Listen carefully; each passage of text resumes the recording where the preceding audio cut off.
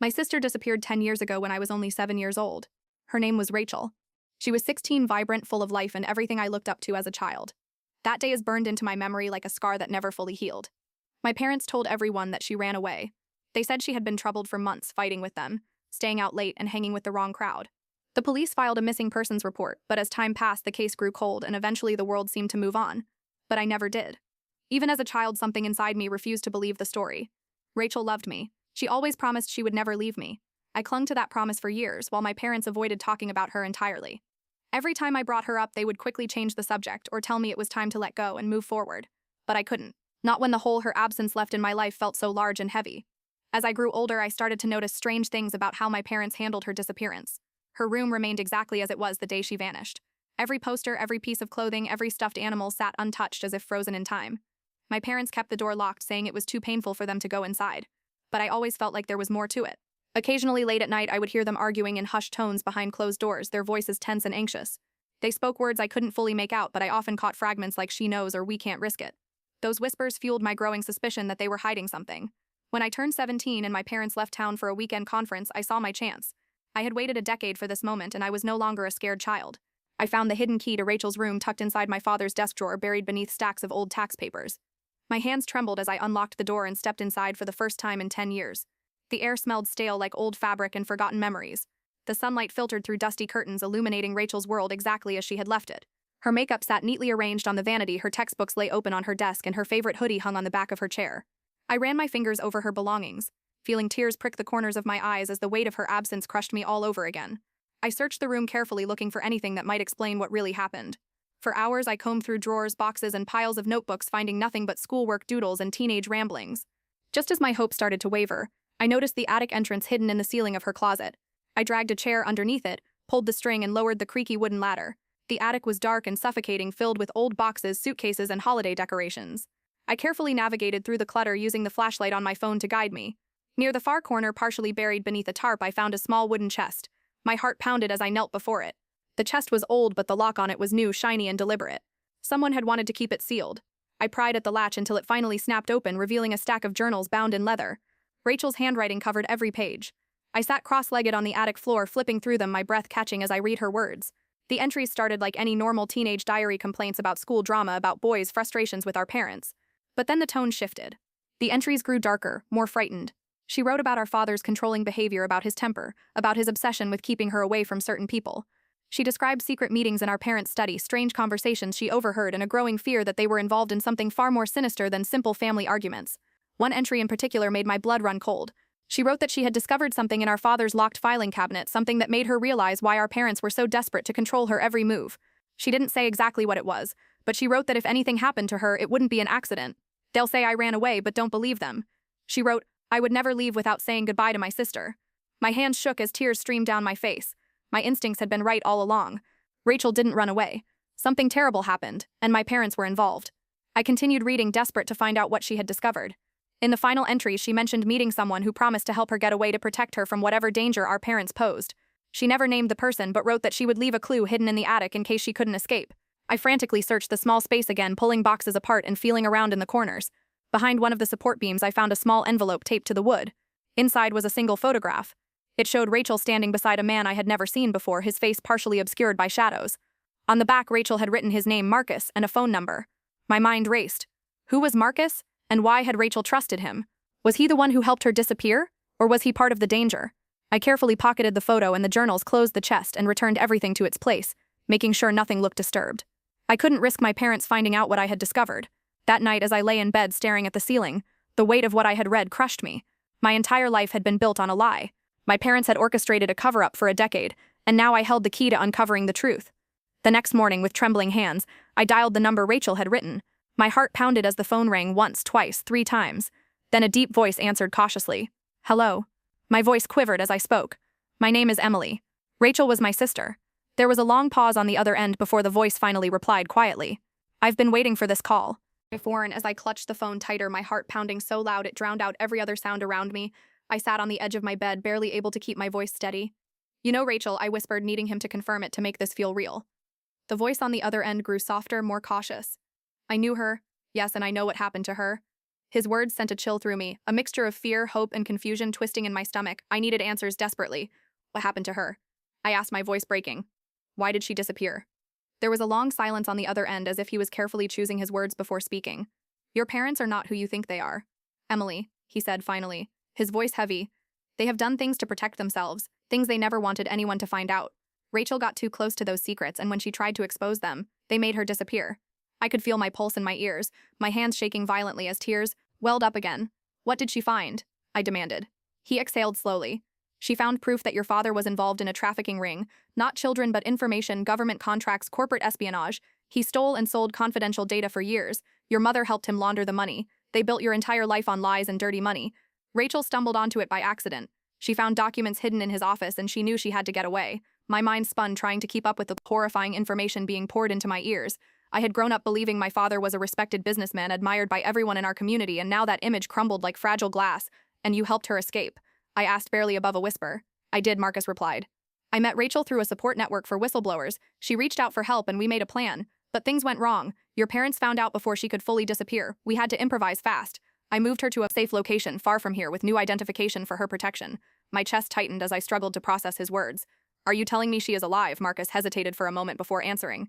Yes, she is alive, but she is still in danger even after all these years. Your parents have resources. They never stopped looking for her. Keeping her hidden has been a delicate balance. They have eyes everywhere, and if they suspect you know they will come for you too. The weight of his words crashed down on me. The years of unanswered questions, the quiet tension in my home, the locked room, everything suddenly made sense. I wiped my tears, taking shaky breaths. I want to see her, I said firmly.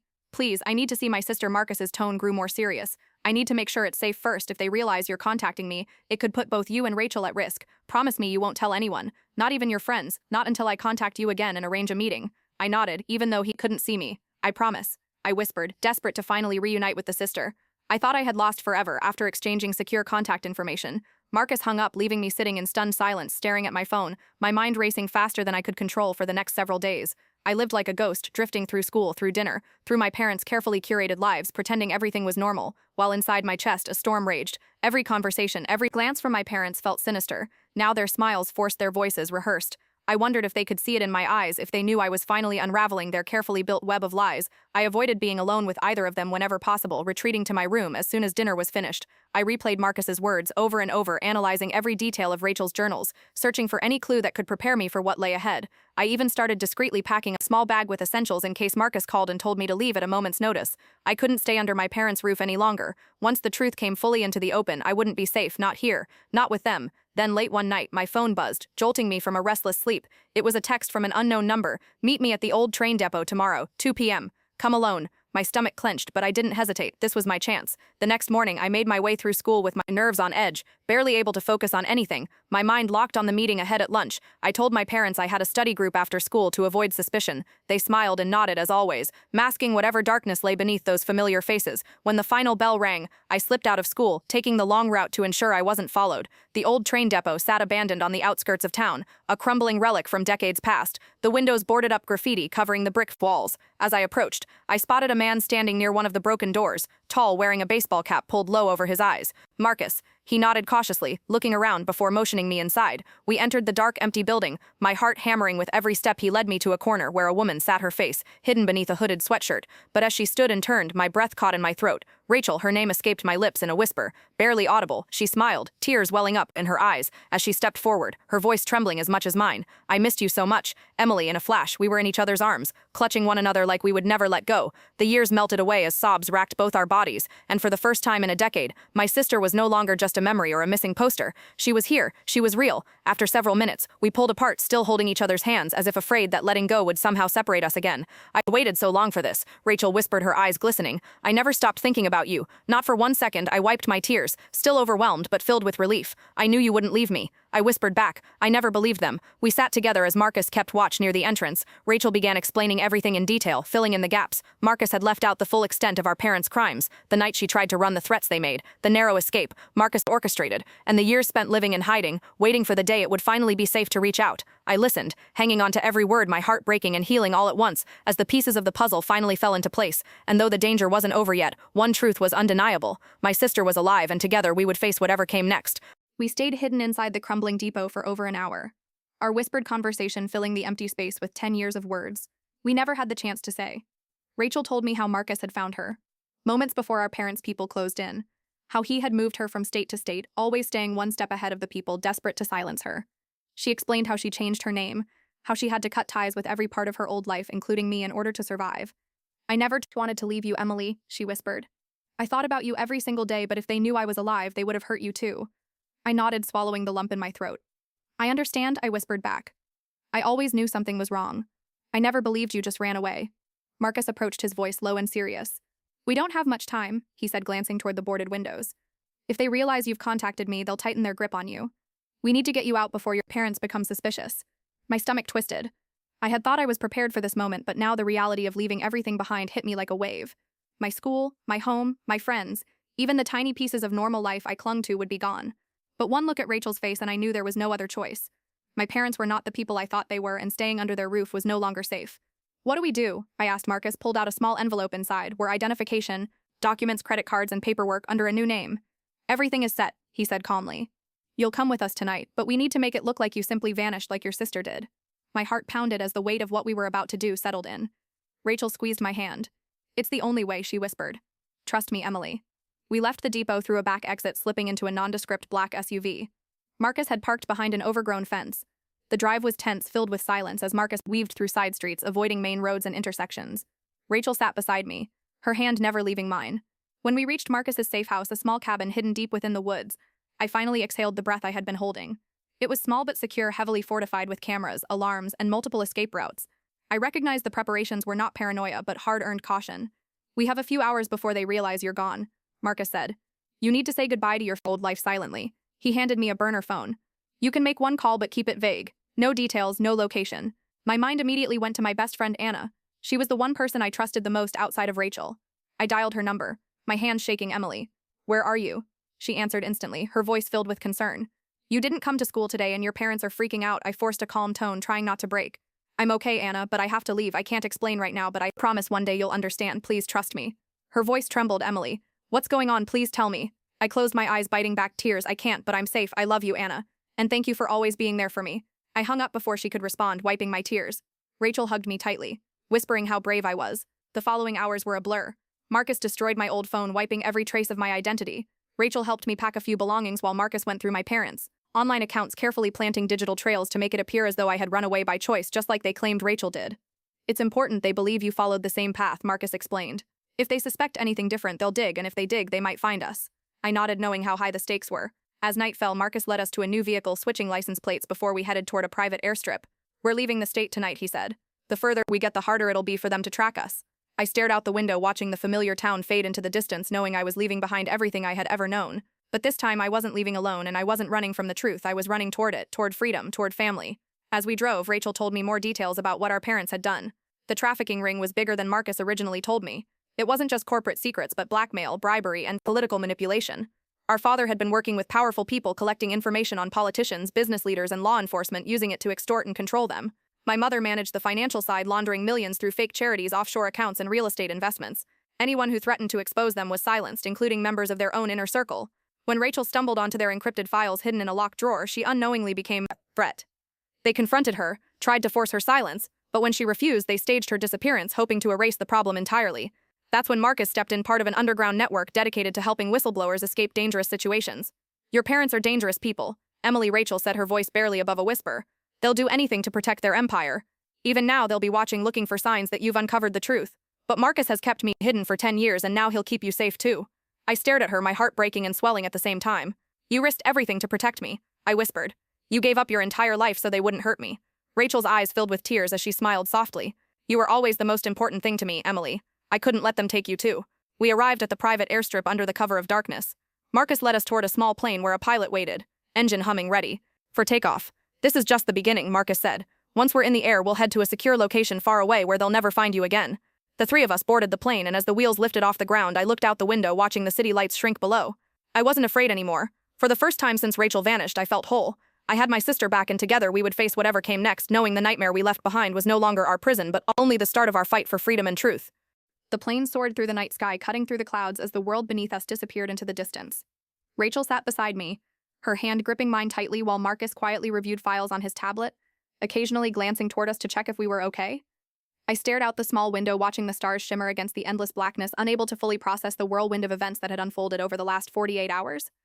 In a matter of days, my entire reality had been ripped apart and rebuilt with pieces I never knew existed.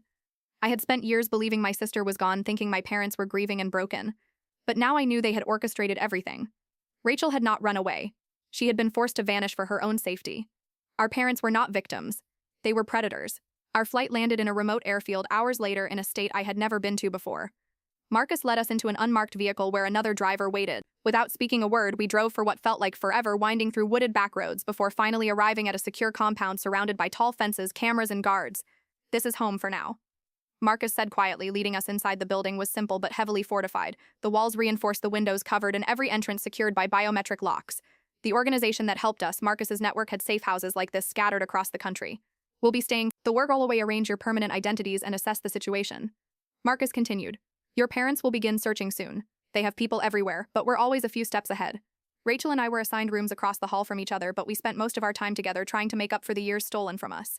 We talked for hours about everything: her life in hiding, my life under our parents' watchful eyes, the small moments of childhood that we both remembered, but from different perspectives. Rachel showed me photos of places she had lived during her years on the run: tiny apartments in distant cities, cabins in isolated woods, safe houses like this one. She had sacrificed so much to stay hidden, but she never stopped fighting to survive. Not for herself, but for me. I admired her strength more than I could put into words. Marcus worked tirelessly in the background, coordinating with his team, monitoring any movement from my parents' network and slowly building a case against them. Every few days he would sit us down and update us on their progress. "We have enough evidence now to expose them," Marcus said during one briefing. We recovered encrypted files Rachel found before her disappearance, combined with financial records and whistleblower testimonies from others. "They silenced. The weight of this evidence is enough to bring down not only your parents but the entire network they're connected to." My stomach twisted hearing those words. The people I had called Mom and Dad were about to face justice for the horrors they committed. But with that justice came danger. They would not go down without a fight. "We have to move carefully," Marcus warned. "They still have powerful friends and resources. If they sense we're close to exposing them, they might act out of desperation." Rachel squeezed my hand, her face pale but determined. "We're ready," she said softly. "We've waited long enough." Over the next few weeks, we lived in constant vigilance. Security drills, communication protocols, and strict routines dominated our days.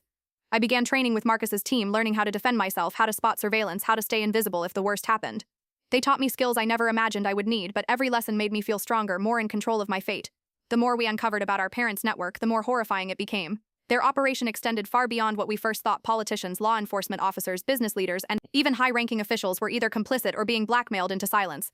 The network's reach was massive, but not impenetrable. The turning point came when one of our father's former associates contacted Marcus anonymously, offering to testify in exchange for protection. He provided recordings, emails, and bank statements that directly tied my parents to multiple illegal operations, including threats to silence whistleblowers and even arrangements for disappearances like Rachel's. "This was the break we needed," Marcus said with a rare smile. His team immediately began working with federal authorities, preparing for coordinated arrests, raids, and indictments. "It's almost over," Rachel whispered as we sat together one evening, staring out at the dense forest surrounding the compound. "They won't be able to hurt anyone ever again." I nodded, trying to hold back tears. This nightmare had lasted too long, but now justice was finally within reach. On the night of the operation, Marcus gathered us in the secure briefing room, explaining every detail of what was about to unfold. Teams would simultaneously raid our parents' mansion, their business offices, and the safe houses used to hide evidence. Dozens of arrests were planned. The network would be dismantled from top to bottom. "You'll remain here during the operation," Marcus instructed firmly, "for your safety, but once it's done, we'll finally be free." The hours that followed were the longest of my life. We sat together, holding hands, watching live feeds as agents stormed multiple properties, helicopters circling spotlights, illuminating the night as officers swarmed in one after another. Targets were captured, evidence seized, servers confiscated, files recovered. The final feed showed our parents being led out of their mansion in handcuffs, their faces pale but stoic as the flashing cameras captured the moment for the world to see. I watched as my father was shoved into a waiting SUV, his head lowered, while my mother tried to maintain her composure, but her eyes darted wildly. The control they once held was gone forever. I felt a mixture of relief and sorrow, a strange ache in my chest that despite everything they had done, they were still my parents, and now their empire of lies had finally collapsed. "It's over," Marcus said softly, placing a reassuring hand on my shoulder. "You're safe now, truly safe." Rachel leaned her head against mine, tears streaming down both our faces as we whispered to each other over and over, "We're free, we're free." The days following the takedown of our parents' empire felt surreal. A strange emptiness filled the space where fear had once lived for so long. For years, we had been prisoners of secrets, living under the weight of lies. But now the nightmare that had defined both our lives was finally over. The world knew the truth. Reporters flooded every news channel, exposing the massive network our parents had built, detailing every crime, every victim, every betrayal. The footage of our parents being led away in handcuffs looped endlessly across national broadcasts. Interviews with federal agents and investigators revealed the depth of corruption that had allowed them to operate for so long as the media storm raged on. Rachel and I remained inside the compound under continued protection while the legal system prepared for the massive trial that would bring final justice to the victims. Marcus assured us that though the organization was vast, its leaders were now behind bars and their influence was crumbling fast. But despite our safety, the emotional weight of everything we had endured clung to us like a second skin. Rachel struggled with nightmares, waking up gasping for air, reliving the night she was forced to flee, and the years of isolation that followed. I stayed by her side, holding her, whispering that she was safe now that they could never hurt us again. My own nights were restless too, haunted by memories of growing up under their roof, not knowing the truth, seeing my parents' faces on television, hearing reporters refer to them as monsters, as criminals. It felt like I was grieving the death of people who never truly existed.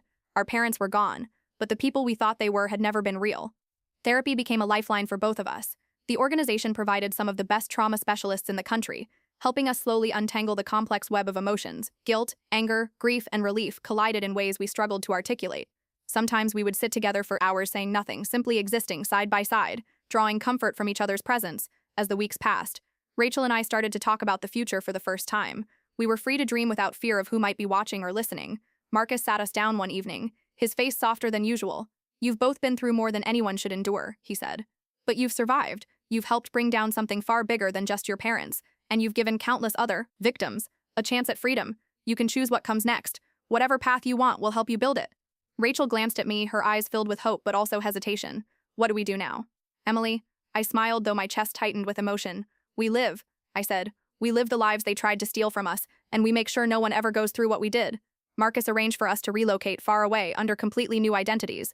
This time, our names, our lives, our choices belonged to us entirely. We were no longer fugitives, hiding from danger, but survivors stepping into a world we could finally call our own. After weeks of preparation, we boarded a plane that would carry us to a quiet town where no one knew our story. The moment the wheels left the runway, I exhaled deeply, gripping Rachel's hand tightly together. We watched the world below shrink until it became nothing but clouds and sky. Our new home was simple but beautiful, a small house with a wraparound porch nestled near the edge of a peaceful forest. The air smelled fresh, clean, like a promise of something better. We spent the first days settling in, unpacking boxes, hanging photographs, and filling the house with warmth and laughter that had been absent from our lives for too long. Every detail we chose, every decision we made was ours. For once, no one was controlling our steps at night. We would sit on the porch watching the stars, counting them like blessings. Sometimes we would talk, sometimes we would simply sit in silence, letting the cool breeze wash over us as a reminder that we were finally safe.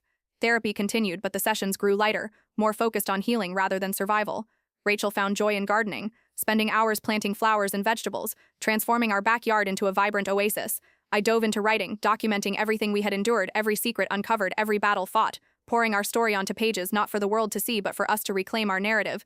Our strength, slowly, we began to open our hearts to others, meeting kind people in the town, neighbors who welcomed us with smiles and small acts of kindness, people who knew nothing of our past, who saw us not as victims but as two young women building a life together, free from shadows. Love eventually found its way into our lives, too cautiously at first, but with growing confidence as we learned to trust again.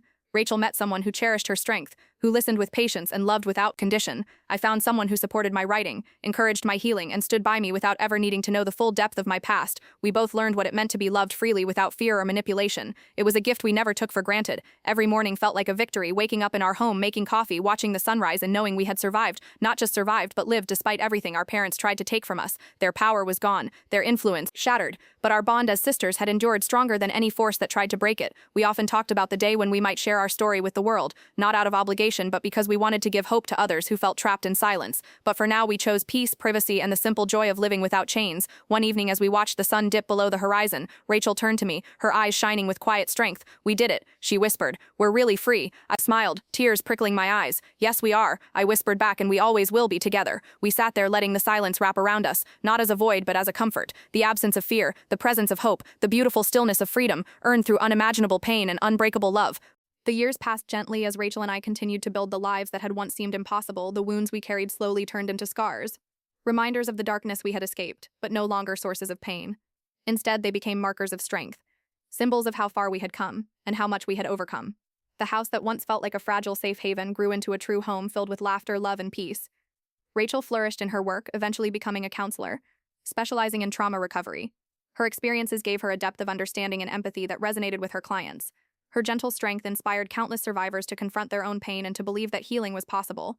Watching her thrive filled me with pride, knowing everything she had sacrificed to reach that point. My own work as a writer continued to grow as well. The pages I had once filled in secret to process my own trauma evolved into a full memoir, one that details our story. Not just the horrors we had endured, but the resilience we had found in each other. After much thought and discussion, we made the decision to publish it using pseudonyms to protect our identities and our privacy. The book struck a powerful chord with readers, becoming a symbol of hope for those trapped in their own nightmares. Survivors reached out from across the country sharing their stories, thanking us for giving them a voice and showing them that escape was possible, that healing was real. Advocacy groups invited us to speak at conferences to share our journey with professionals, lawmakers, and fellow survivors. Each time we stood before an audience, the fear that once silenced us grew smaller, replaced by a sense of purpose and strength. We spoke not as victims but as survivors, determined to ensure that no one else would suffer in silence. As we became more involved in advocacy work, changes began to ripple through the system. New legislation was introduced aimed at strengthening oversight in adoption agencies and child protection services. Whistleblower protections were expanded and funding for trauma recovery programs increased. Hearing our story had inspired lawmakers to act, ensuring that the failures that allowed our parents to operate for so long would never be repeated. Rachel and I often marveled at how far we had come, from two frightened girls hiding from the world to women who now stood at the forefront of change. One evening, as we prepared for yet another speaking engagement, Rachel turned to me, her eyes filled with emotion and gratitude. "I never thought we would find peace, Emily," she whispered. "But here we are." I smiled, taking her hand. "We didn't just find peace," I said. "We created it, and we're making sure others can too." We traveled often, attending events, meeting with survivors, and working with organizations dedicated to dismantling the networks that preyed on vulnerable children. Every life we touched, every system we helped reform felt like a victory against the forces that once tried to destroy us. Though our work was emotionally exhausting, we never lost sight of the importance of what we were doing. We were giving others what we had once been denied: a way out, a chance to live free of fear. Despite all our progress, the past still visited us in quiet moments. Sometimes a familiar smell, a sudden noise, or an unexpected headline would trigger memories of the years we spent in hiding, or the faces of our parents as they were led away in handcuffs. But these memories no longer held power over us. They were part of our story, but they did not define who we had become. Our relationships continued to flourish as well. The partners who had stood by us through every step of our healing journey became our rocks, sources of unconditional love and support. We built a small circle of friends, people who knew our truth and loved us without judgment. They respected our boundaries, celebrated our victories, and provided comfort on the harder days. Life became filled with moments we once never dared to dream about: birthdays, holidays, vacations filled with laughter rather than dread, simple joys like cooking dinner together, walking through the park, or sitting by the fireplace with a good book. These were the moments that made all the pain we endured feel distant, like shadows we had long left behind. Occasionally we received updates from Marcus. Though he remained deeply embedded in the world of whistleblower protection and undercover investigations, he always kept a watchful eye on us. His presence a quiet reminder that while the danger had passed, the fight against those who exploited the vulnerable continued, and while we no longer lived in fear, his vigilance allowed us to continue our work without ever looking over our shoulders. One day, years later, as we sat on our porch watching the sun set over the horizon, Rachel leaned her head against my shoulder, her voice soft but filled with conviction. "Do you think they ever feel remorse?" she asked. "Do you think our parents regret what they did?" I paused for a moment, staring at the vibrant colors of the sky. "I don't know," I admitted, "but whether they do or not doesn't matter anymore. We're free, Rachel. We're living proof that they didn't win." She smiled, closing her eyes as the breeze carried the scent of the blooming garden around us. "We survived," she whispered, "and we saved others too." I wrapped my arm around her, pulling her close. "Yes, we did," I said softly, "and we always will together." We sat in peaceful silence as the stars began to appear above us, their soft glow a quiet reminder that even in the darkest nights there is always light to be found. Our story was no longer one of tragedy but of triumph, of resilience and of unbreakable love, forged through the fire of unimaginable pain and transformed into something beautiful, something unstoppable. We had reclaimed our lives and in doing so ensured that the evil that once tried to destroy us would never succeed again.